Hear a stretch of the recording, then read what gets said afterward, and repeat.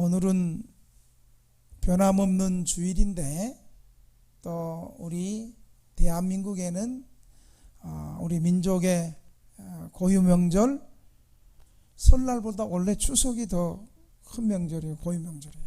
그렇죠? 그래서 아무리 코로나든 기로나든 눈으로 나든 해도 명절에 고향 가서 부모님 뵙고 가족들 뵙고 그렇게 예수 믿는 사람들은 모여서 또 예배드리고 위로하고 그런 명절, 구정 명절이 아니고 추석 명절이 되었습니다. 좋으나 안 좋으나 확인하기 위해서. 또 우리 신자들에게는 또 주일이 변함없는 명절보다도 더 큰 명절이 사실은 주일이 주일. 하나님께서 특별히 구별해진 주일. 그리고 이날에는 세상의 모든 일손을 다 멈추고 한 주간 동안의 모든 수고와 짐을 내려놓고 주님 앞에 나와서 잠시 안식하며 예배드리면서 하늘의 안식, 구원의 안식을 맛보고 경험하는 게 주일이에요. 그래서 어떤 신학자는, 위대한 신학자는 어거스틴은 뭐라고 얘기했냐면 주일 성수는 천국 가는 연습이다. 여러분도 그렇게 믿으세요? 저 사람이 진짜 하나님을 믿고 예수님을 믿는 신자인가 안신자인가?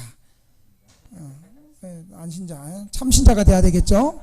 그것은 바로 주일 성수로 나타나는 거예요. 이날은 하나님이 이 세상을 창조하시고 하나님 앞에 이 날을 거룩하게 하고 복 주시는 날로서 우리가 하나님 앞에 먼저 예배드리는데, 하나님을 어떻게 예배드리냐? 하나님이 이 세상을 만드신 창조주 하나님이다. 하나님이 이 세상 모든 물질의 주인이시다. 그리고 하나님께서 예수 그리스도를 통해서 우리를 구속해 주신 날이다. 그리고 예수님께서 우리 죄를 대신해서 십자가에서 죽으시고 3일 만에 부활하신 날이다.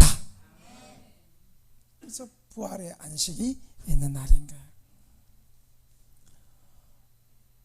주일 성수 잘하고 이러므로 인생이 바뀐 사람이 많이 있어요. 우리 교회에 어떤 분이 저한테 찾아왔어요. 목사님, 제가 쪽방에 있는데 갑자기 귀신이 나타났어요. 귀신이 나타났어요. 그래서 귀신이 어떻게 나타나? 귀신이 나타나가지고 자기 창문으로 귀신이 확 나타나더니 자기 목을 확 쪼으더래. 그래갖고 자기가 무서워서 떨었대. 그래서 내가 이제 그분이 알코올 중독이기 때문에 제가 볼 때는 귀신이 그러는 게 아닌 것 같고, 지금도 술 먹었죠. 어제도 술 먹고 오늘도 술 먹고 내일도 술 먹을 건데 알코올 중독에 취해서 환청이 그리고 환시가 보이는 겁니다. 그랬더니 이분이 하는 말이, 목사님, 나도 처음엔 그런 줄 알았어요. 이제는 밤마다만 아니라 방에만 있으면 잠시 자면 그게 그렇게 자기를 괴롭힌다는 거예요. 꿈이 아니에요. 환청이 아니에요. 이제 그러는 거예요. 그러냐고. 그러면서 그러면 가자. 귀신 쫓으러 가자. 그래서 내가 귀신 쫓는 전공이다. 목사가 귀신 쫓아내는 것이 전공이다. 그렇게 해서 뭐 안 믿으면 아멘 안 해도 돼. 그래서 이제 그 쪽방으로 갔어요. 쪽방으로 가서 예배드리고, 예수님께서 이 세상에 우리 죄를 대신해서 오셨고 원수 마귀를 멸하러 오신 말씀을 선포하고, 예수 이름의 권세는 더러운 귀신이 쫓겨나고 그것이 바로 하나님 나라가 이루어지는 현장임을 얘기하고, 그렇게 하고 패패하고 여기서 안수했어. 그래서 이 방 안에 우리 암흑의 성도를 두렵게 하고 괴롭히는 더러운 귀신은 예수 이름으로 묶임을 받고 떠나갈지어다. 그렇게 선포하고 얘기했어. 또 귀신 같은 것이 또 보이면 예수의 피, 예수 이름으로 귀신은 떠나갈지어다 하고 예수 이름으로 선포하라. 그렇게 하고 왔어요. 그랬더니 그 다음날 와서 목사님 이제 그때는 술 먹으면 안 된다. 술 먹으면 귀신이 술 먹는 것들을 가장 사랑. 귀신 친구는 귀신 친구는 술 먹는 것을 좋아하고 경마를 좋아하고 도박을 좋아하고, 그러니까 귀신 친구 첫 번째가 술귀신이다. 이제 술 먹으면 안 된다. 그리고 제가 왔어요. 왔더니 한 3일 후에 왔어.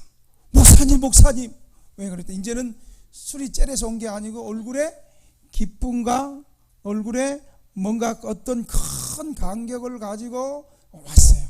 목사님, 또 창문을 향해서 전봇대 같이 큰 것이 모가지 푹 들어오면서 내 창문으로,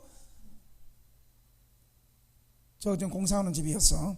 그 창문으로 이렇게 슉 들어오는데 또 내 목을 확 잡으러 내가 가는데 제가 그냥 예수의 피 했더니 예수의 피, 예수 이름으로 떠나가라, 귀신은 떠나가라 그랬더니, 무서우면서 떠나가라 그랬더니 그 귀신이 그냥 샥 하고 넘어갔어요. 다른 그냥 도망갔어요. 이제는 편하게 잘 수 있어요.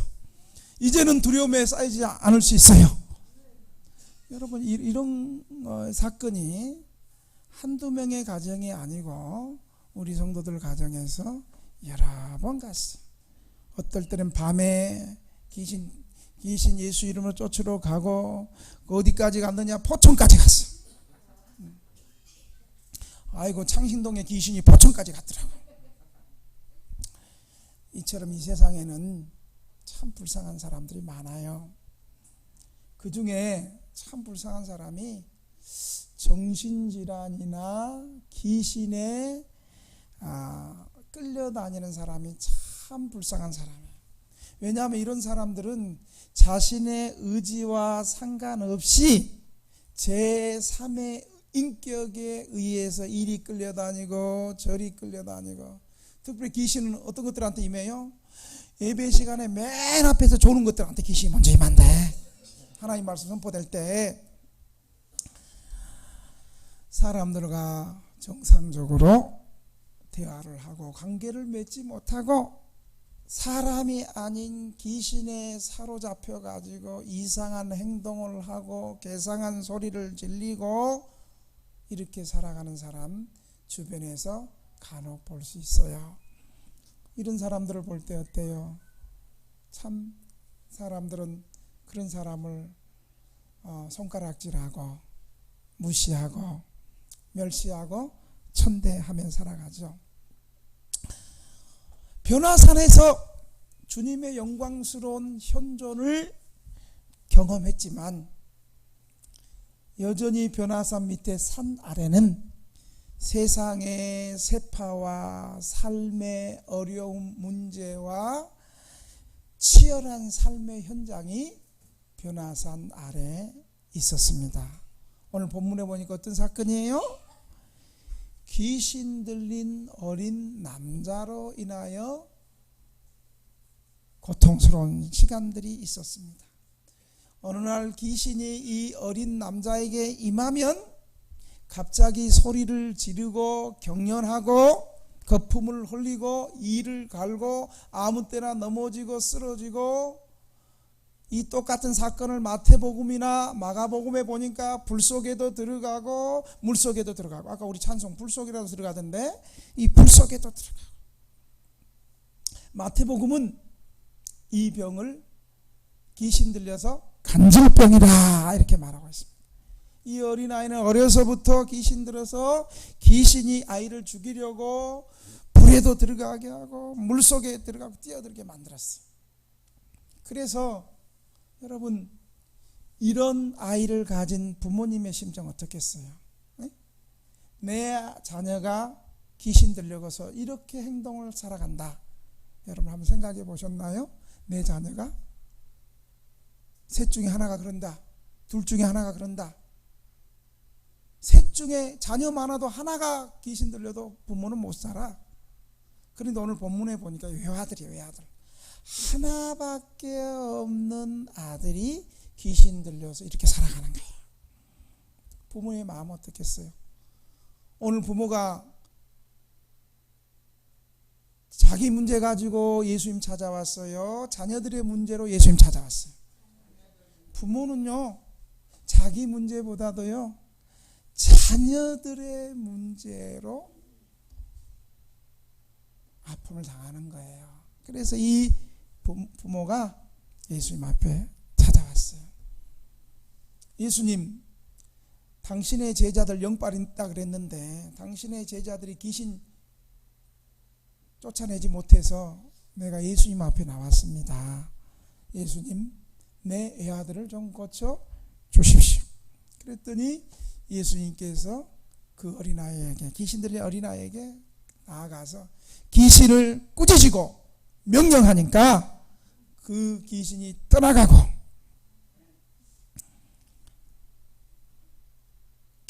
깨끗하게 해줬어요. 많은 사람들이 예수님의 제자들도 고치지 못하고 예수님만이 이 더러운 귀신을 쫓아낸 것을 보고 주님께로부터 나오는 권능과 능력을 보고 많은 사람들이 예수님의 위험 앞에 감탄하고 있었습니다. 이 사건을 마태복음과 마가복음에 보면 오늘 본문에는 기록되지 않았는데 제자들이 조용히 예수님께 나와서 우리는 왜 귀신을 쫓아내지 못했습니까? 그렇게 하니까 마가복음 9장 29절에는 기도 외에는 다른 것이 없다. 기도 외에는 다른 것이 없다. 그리고 마태복음 17장 20절에는 너희 믿음이 작은 까닭이다 라고 말씀했어요. 그러니까 귀신이 쫓겨나가지 못하는 것은 마태복음과 마가복음을 종합해 보면 귀신은 쫓겨나가려면 믿음과 기도를 통해서 귀신을 나간다는 것, 귀신을 쫓아낼 수 있다는 사실을 우리에게 말해주고 있습니다. 귀신 들린 아이를 고치신 예수님은 오늘 우리에게 뭘 말씀하실까요? 첫째, 믿음이 있어야 귀신 쫓아낼 수 있어요. 믿음이. 이것은 목사라 할지라도 귀신 쫓아내는 믿음이 없으면 목사도 못 쫓아내.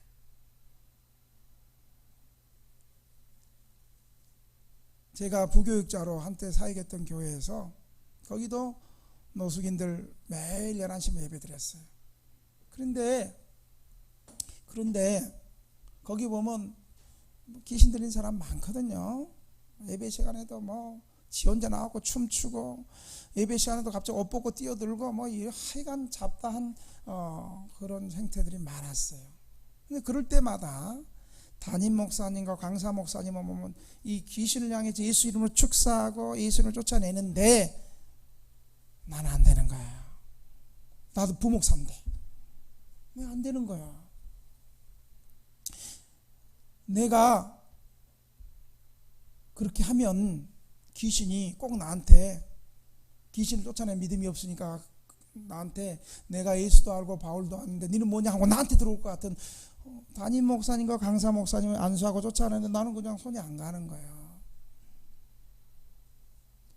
여러분, 예수 믿어도 목사라 할지라도 예수 믿는 신자라 할지라도 귀신을 쫓아내는 분명한 성경 말씀과 믿음이 없으면 귀신 쫓아낼 수 없어요.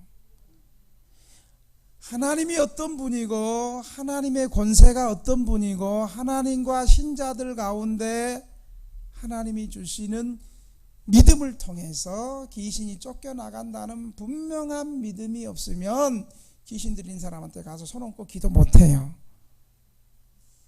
그런데 평신도 가운데도, 목사가 아닌 평신도 가운데라도 분명한 귀신 쫓는 믿음이 있고 은혜가 있으면 평신도라 할지라도 귀신 쫓아낼 수 있어요. 아멘 하니까 나는 못 쫓아내고 여러분들도 쫓아낼 것 같은 그런 마음이 못 생기네. 오늘 본문에도 제자들이 예수님의 제자들이, 한때는 예수 이름으로 귀신을 쫓아내고 권능을 행했던 예수님의 제자들이 귀신 못 쫓아낸 거야. 그래서 그 아버지가 예수님에게 찾아왔어요. 예수님께서 귀신을 쫓아내지는 못하는 그들을 보면서 예수님 뭐라고 얘기하냐면,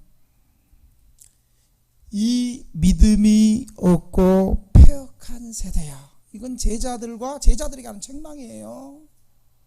제자들에게 뭐라고 얘기하냐면, 믿음이 없고 패역한 세대여, 내가 얼마나 너희와 함께 있으며 너희에게 참으리요, 내 아들을 이리로 데리고 와라. 이건 제자들 창피한 거예요. 예수님이 언제 제자들 이렇게 화낸 적이 있었어요? 예수님은 죽을 똥 말똥 십자가를 지시기 위해서 쇠 빠지게 간절히 기도할 때 제자들, 속 없는 철없는 제자들이 쳐 주무시고 계셨어요. 그래도 예수님 그때 화 안 내잖아요.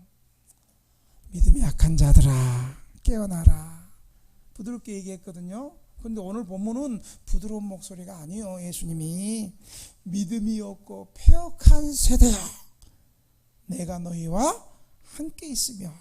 얼마나 내가 너희와 함께. 야, 2년 동안 3년 동안 니네들하고 내가 예수 이름으로 귀신 쫓아내고 하나님 말씀 가르치고 선포하고, 내 지금 하루 이틀이냐, 내가 너희들에게 그런 권능도 주고. 이 믿음 없는 제자들아, 이렇게 말하는 거예요. 이 책망을 마가복음 9장 23절에는 예수께서 이르시되 할 수 있거든 무슨 말이냐, 믿는 자에게는 능히 하지 못할 일이 없느니라, 이 말을 했어요. 그랬더니 그 말을 듣고 있던 당사자 아버지가 뭐라고 얘기하냐면, 내가 믿나이다, 나의 믿음 없음을 불쌍히 여겨 주옵소서, 나의 믿음 없음을 도와 주옵소서. 여러분 겸손하게 해야 돼. 이렇게 믿음 없으면서 있는 척. 우리 한국 사람들 그러잖아. 꼭 없으면서도 있는 척, 모르면서 아는 척. 솔직히 이 아이 아버지처럼, 주여 나의 믿음 없음을 도와주셔서, 정직하고 겸손하게 나올 때 예수님은 무식한 거 그렇게 말하지 않아요. 이 믿음 없는 거, 이 믿음 그렇게 말하지 않아요. 예수님은 진실하고 정직하게 예수님의 은혜를 구하고 예수님 도와주세요 하는 사람을 주님은 한 번도 물리친 적이 없어요. 그리고 나서 귀신을 내쫓아 주었습니다. 여러분 어떤 믿음이 있어야지 귀신이 떠나갈까요? 예수님의 십자가 사건은 우리의 죄악을 씻어줄 뿐만 아니라 이 세상과 이 세상의 지배자인 사탄을 심판하는 사건입니다. 그러니까 예수님의 십자가의 능력은 우리의 죄악을 씻어주고 우리의 죄를 용서해 줄 뿐만 아니라 원수 마귀를 멸하는 사건임을 여러분 믿으시기 바랍니다. 이것을 요한복음 12장 31절에 보면 예수님이 이제 이 세상에 대한 심판이 이르렀으니 이 세상 임금이 쫓겨나리라. 이 세상의 임금 바로 원수마귀 사탄을 말하는 거예요. 다시 말하면 예수님께서 십자가 지시고 우리를 대신해서 십자가에서 피 흘리고 3일 만에 다시 살아나셔서 부활하실 때 정사와 권세들, 이 사탄을 말하거든 성경이. 정사와 권세들을 무장해제시키고 사탄의 패배를 선포시키고 그들을 포로로 잡으신 사건이 예수님의 십자가와 부활 사건이에요. 이걸 골로새서 2장 15절에는 정사와 권세를 벗어 밝히 드러내시고 십자가로 승리하셨느니라. 여기서 정사와 권세를 바로 사단과 귀신들을 말하고 있고 그리스도께서 사탄의 권세를 쳐서 파하고 승리하셨다는 거예요. 이 사건을 요한계시록 12장 7절에서 9절은 이렇게 말하고 있어요. 치지 마세요. 하늘의 전쟁에 있으니 미가엘과 그의 사자들이 용과 더불어 싸울 때 용과 그의 제자들도 싸우나 이기지 못하여 다시 하늘에서 그들이 있는 곳을 얻지 못한지라. 큰 용이 내쫓기니 에뱀 곧 마귀라고도 하고 사탄이라고도 하며 온 천하를 꿰는 자가 그가 땅으로 내쫓기니 그의 사자들도 그와 함께 내쫓기니라. 요한계시록 12장 7절 9절의 이 말씀은 바로 하늘의 전쟁을 말하는데, 이 하늘의 전쟁은 사탄이 처음에 하늘에서 쫓겨나는 그 일이 아니고 종말 때 싸움도 아니에요. 이 하늘의 전쟁, 사탄이 쫓겨나가는 것은, 이 싸움은 바로 그리스도께서 십자가에 달리실 때 싸움 전쟁이에요. 다시 말하면 십자가에서 용과 그의 사자, 졸개, 귀신들이 완전히 패한 사건이에요. 왜냐하면 예수 그리스도께서 십자가에서 못 박혀 죽으셨다가 부활 승천하셨기 때문입니다. 그리고 하늘과 땅의 권세를 받으셨기 때문입니다. 그러므로 큰 용과 그의 사자들이 땅으로 내어 쫓깁니다. 그리스도의 십자가의 부활로 사단의 군대가 완전히 패전하였습니다. 이 승리로 말미암아 그리스도 예수께서는 자기 백성을 사탄과 죄악 가운데 건져내심을 믿으시기 바랍니다. 이 믿음이 있어야 돼. 예수님 십자가에서 내 죄를 위해서 죽으시고 3일 만에 부활하실 때 내 죄가 용서받고 원수마귀 사단이 쫓겨나갔다. 근데 아멘이 이렇게 왜 시원찮네? 분명한, 여러분이 인정하든 인정하지 않든 주님의 십자가 사건의 역사고 성경 그렇게 말하고 있는 거예요. 이것을 예수님께서 친히 해석을 요한복음 12장 31절에서 33절에는 이렇게 말하는 거예요. 이제 이 세상에 대한 심판이 이르렀으니 이 세상 임금이 쫓겨나리라. 내가 땅에서 들리면 모든 사람을 내게로 이끌겠노라 하시니, 이렇게 말씀하심은 자기가 어떠한 죽음으로 죽일 것을 보이십니다. 이처럼 예수님의 십자가 사건은 원수 마귀 사단의 정수리를 밟아버리고 결박하는 사건입니다. 그래서 요한일서 4장 8절에 보면 죄를 짓는 것은 마귀에게 속하나니 마귀는 처음부터 범죄함이라. 하나님의 아들이 나타나신 것은 마귀의 일을 멸하러 하심이라. 그래서 예수님께서 이 땅에서 사역할 때 예수님이 먼저 마귀를 알아봤어요? 마귀가 예수님을 알고 누가 먼저 벌벌 떨었어요? 알기는 잘하네. 예수님이 이렇게 사역 현장에 있을 때 마귀들이 먼저 가짜가 진짜를 보고 벌벌벌 떨면서 나사렛 예수여 나와 뭔 상관이 있습니까? 맨 앞에서 조는 것들이 그랬대. 그래서 원수 마귀가 벌벌벌 떨면서 도망가는 거예요. 예수님은 이렇게 이 땅에서 공중 잡은 마귀의 세력을 멸하시고 이 땅에서 하나님의 아들 메시아로서 이 땅에 하나님 나라를 실현시키기 위해서, 하나님 나라 이미 오셨음을 보여주기 위해서 악한 귀신을 내쫓으시고 이 땅에 예수님을 통해서 하나님 나라가 이루어지는 보여주는 사건이 바로 예수 이름으로 귀신이 쫓겨나는 사건이에요. 이것을 마태복음 12장 28절에 그러나 내가 하나님의 성령을 힘입어 귀신을 쫓아내는 것이면 하나님의 나라가 이미 너희에게 임하였노니라. 이처럼 예수님의 십자가 사건이 우리의 죄를 사하여 주시는 것만 아니라 원수 마귀 사단의 졸개인 귀신의 세력을 멸하는 심판의 사건입니다. 동시에 예수님은 이 귀신을 내쫓는 권세와 능력이 있는 메시아, 구원자, 하나님의 아들임을 우리에게 보여주는 것입니다. 그리고 예수님께서는 12 제자들에게도 귀신을 내쫓는 권세도 주시고 그들을 전도하면서 세상에 파송시키는 것입니다. 처음에 제자들은 이 권세를 받고 여러 지역으로 복음을 전하면서 귀신을 쫓아내는 놀라운 능력을 경험했습니다. 그런데 왜 오늘 본문에 9명의 제자들은 귀신을 쫓아내는 일에 실패했을까요? 제자들은 사도로서 파송을 받았을 당시 예수님의 권세와 능력을 덧입고 능력 있는 삶을 살았습니다.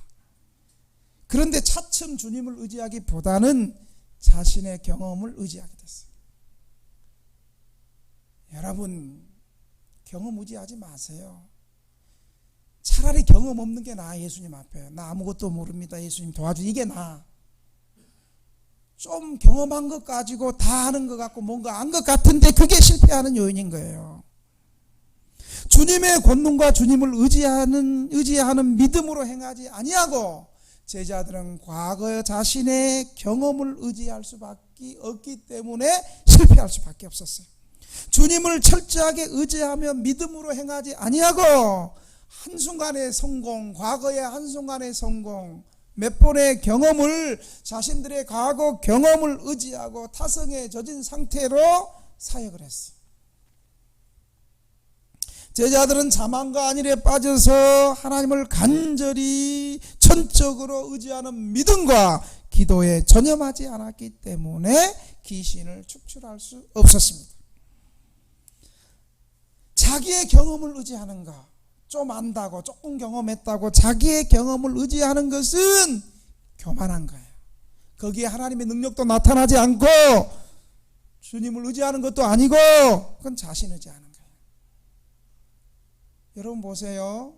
저는 사역하면서 최상의 성공한 CEO들도 좀 만나보고 어느 분야에서 성공한 누가 말해도 이 분야에서 성공했던 사람들을 만나봤어요. 그들의 특징이 뭔지 아세요? 겸손해요. 과거에 했던 것들 때문에 자만하지 않아요. 겸손해요. 그리고 기도 많이 해요. 그리고 맨 낮에는 꼭 하나님의 은혜라고 그래요. 그런데 어설픈 사람들 봐요. 지가 잘난 줄 알고 과거에 자기 경험 묻지 하고 아직까지 정신 못 차리고 과거에 했던 경험을 지금도 갖고 있는 거예요. 과거의 우리의 경험, 과거의 우리 의로움 다 십자가 앞에 내려놓고 전적으로 주님을 의지할 때 살 길이 열려지고 하나님 역사하는 거예요. 어째 아멘이 시원치 않습니다. 주님은 제자들을 향하여 믿음이 없다라고 말하지 않고 너희 믿음이 적은 까닭이다. 믿음이 없는 게 아니에요. 제자들이 믿음이 적은 까닭이다.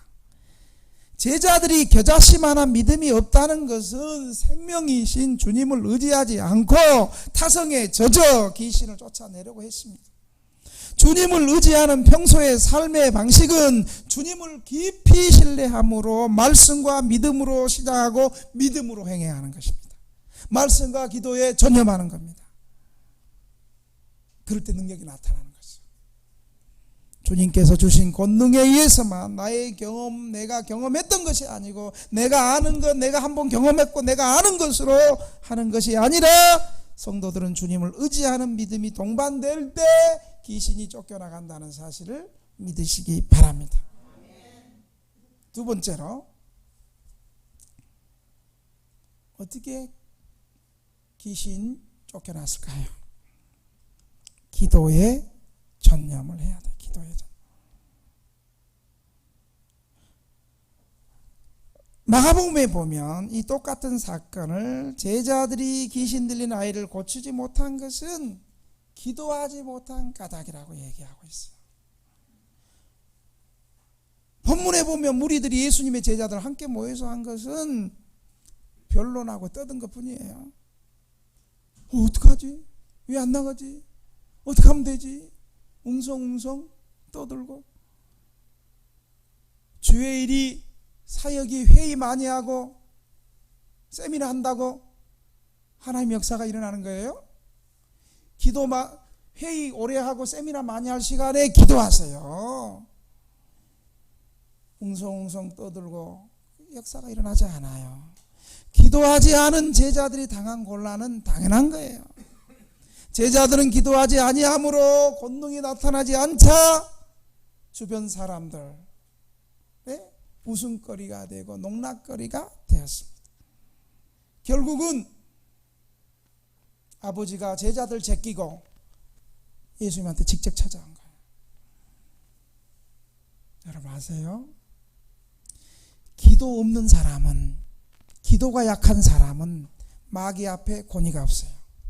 귀신은 하나님과 그리스도를 두려워합니다. 귀신은 예수 그리스도를 믿는 자들이 기도할 때 두려워합니다. 마가복음 16장 17절에서 18절에 보면 믿는 자들에겐 이런 표적이 따르니 그들이 내 이름으로 귀신을 쫓아내며 새 방언을 말하며 뱀을 집어올리며 무슨 독을 마실지라도 해를 받지 아니하며 병든 사람에게 손을 얹은 즉 나으리라 하시니라.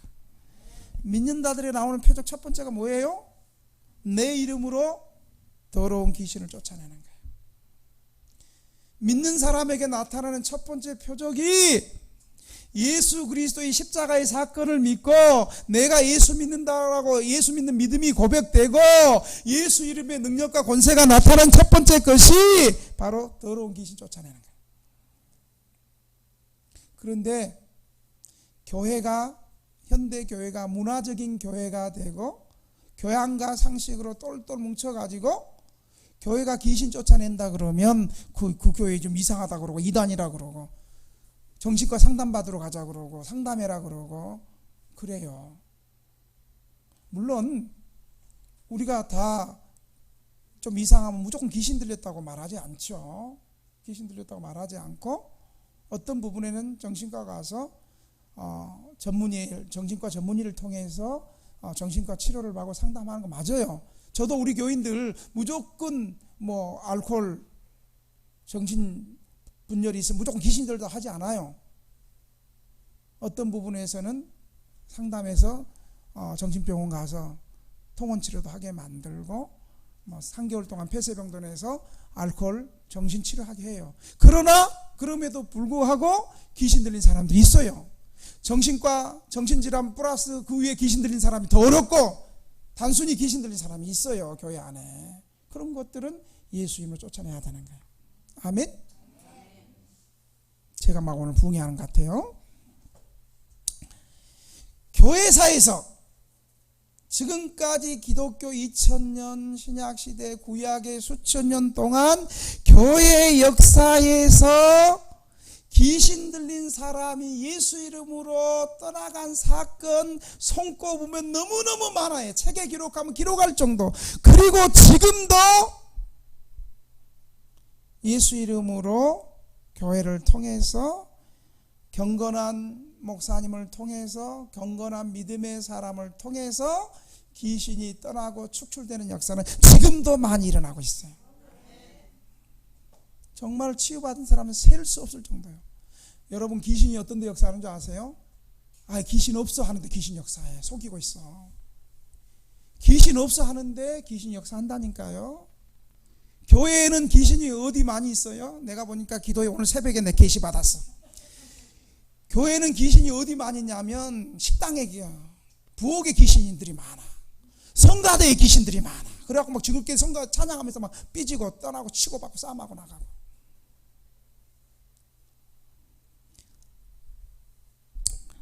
(19세기) 독일에 가장 공부 많이 한 학문이 많고, 여러분 공부 많이 하는 사람이 기도 많이 하기 어려워요. 또 기도 많이 하는 사람은 학문이 좀 부족하고, 또 너무 학문을 공부 많이 하는 교수들은 또 영성이 약해. 영역이 약해. 기도와 영성이 조화를 이룬 분이 이제 우리 박윤선 박사님 같은 분이죠. 우리 합신에 창립하신. 그런데 19세기 독일에 공부 많이 하고 기도 많이 한 경건한 사람이 누구냐? 크리스토퍼 블룸하르트라는 1842년에서 1919년까지 살았던 19세기 위대한 목회자예요. 이분은 독일의 튜빙겐 대학에서 물리학과, 천문학과, 세계 역사와 철학을 공부했습니다. 이 블룸하르트 친구 가운데 가장 친한 친구가 누구냐? 현대신학자인 스트라우스라는 사람이 그의 친구였어요. 그러니까 이 현대신학자의 친구 영향을 받으니까 신앙을 잃어버리고 막 방황을 하게 되는 거예요. 왜냐하면 현대신학자들은 기적, 권능, 능력, 하나님의 공급, 치유 이런 것 이성적으로만 생각을 해서 자기 이성으로 해석이 안 되는 것은 기적도 없다 그러고 치유도 없다 그러고 능력도 없다 그러고 막 그러거든요. 근데 이 친구 영향을 받아가지고 이 블룸하르트가 경건한 아버지의 권능을 보고도 이 신앙이 팍 흔들리는 거예요. 그런데 이런 훌륭한 분이 대학 교수를 안 하고 성령 충만한 귀신을 치유하고 추방하는 치유 목회와 선교사가 돼요. 근데 처음부터 그렇게 된 게 아니고요. 동기가 있었어요. 그렇게 되게. 목회의 패러다임의 전환의 동기가 있었어요. 저도 목회의 패러다임의 전환이 있었어. 나는 처음에 노숙자들 쪽방 주민들 열심히 밥 주고 먹여주고 따뜻한 부모님의 사랑하면 믿음은 없어도 의리가 있어서 교회 남게 예수 믿겠지 그렇게 생각했었어요. 헤헤 여러분 믿음 없는 것이 의리 없어. 믿음이 최고예요. 믿음뿐이라. 그래서 오직 했으면 찬송도 그런 거 있겠어. 믿음뿐이라. 여러분 믿음 없는 사람이 무슨 의리가 있겠어. 믿음이 있어야 의리가 있어. 나는 근데 거꾸로 생각했어. 믿음이 없어도 의리가 있게. 이러니까 고생했지. 여러분 믿음 없는 사람은 감사도 없고 의리도 없고 존경도 없는 거예요. 이 블룸하르트가 이렇게 공부를 많이 하고도 성령 충만한 치유 목회를 할 수 있었던 동기가 그의 아버지 요한 블룸하르트 아버지 목사가 있어요.